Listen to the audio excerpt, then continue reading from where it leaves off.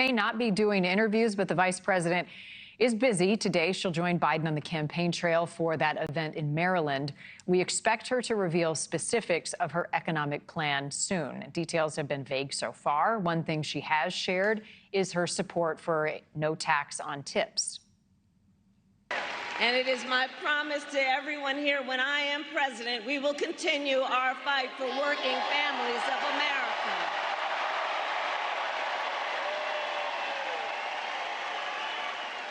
Including to raise the minimum wage and eliminate taxes on tips for service and hospitality workers. Donald Trump announced that same stance on tips weeks ago. There is a lot of speculation about what a Kamala Harris administration would look like. There is not a section for issues on her campaign website. A new op-ed from thehill.com and author Merrill Matthews says we don't actually know what Kamalanomics looks like because the Veep has been more focused on offering platitudes with attitude. Will Kamalanomics be similar to Bidenomics, or is it just Bidenomics on steroids? Merrill Matthews is with us now, public policy analyst and op-ed columnist for thehill.com. Thank you for being here. So let's start with the economy and what we know. Given her time as vice president and senator, what may this policy look like? Well, thank you, Marni, for having me. Yes, I think she's talked about minimum wage, raising that. It's currently $7.25 from 2009. She's talked about raising addressing children's costs, home care. I suspect she would want to try to increase the current child tax credit from currently about $2,000. She talked about making housing and health care more affordable. So I suspect she'll look at something like Bernie Sanders' Medicare for All. She's backed away from that a little bit, but basically a single-payer health care plan. And I think we have to talk a bit about taxes because the Trump tax cuts from 2017, many of those end next year. So that means next year we'll probably be having a big debate on tax reform. And I know she wants to raise the tax rate on higher income people, but also on corporate income tax. That's dropped down to 21%. I would suspect she might be looking at 28%. Several Democrats have proposed that. How granular do you expect her to be on the economy and her vision for the future?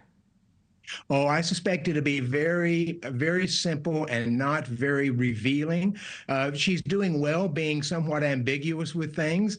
And so as long as that's playing well for her, I suspect she will stay there. So I think she'll be talking about this tomorrow, and she'll probably put out several things that we'll see generally along the lines of what progressives have wanted to do. One of the things she proposed as a senator, I believe, was a climate pollution fee. So she had talked about imposing that upon companies. She said she has changed her position on fracking. I don't really believe that, but she did go after a number of fossil fuel companies when she was a prosecutor in California and was able to bring some money into the state for that. There's going to be a lot of focus on Israel at the Democratic National Convention, and there really has been in this election since the attack on October 7th.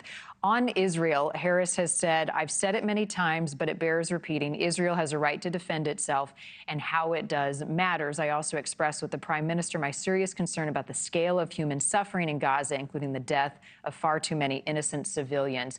What may her policy look like, and how far does she differentiate herself from Biden on this? It's a fine line to try to walk away a little bit from President Biden's positions without looking like you're disagreeing with the president as the current vice president. That's the hard part for a vice president, is you don't want to look like you're disagreeing with the boss. Hopefully we'll be past this war by the time she were to be inaugurated in January of next year if she wins.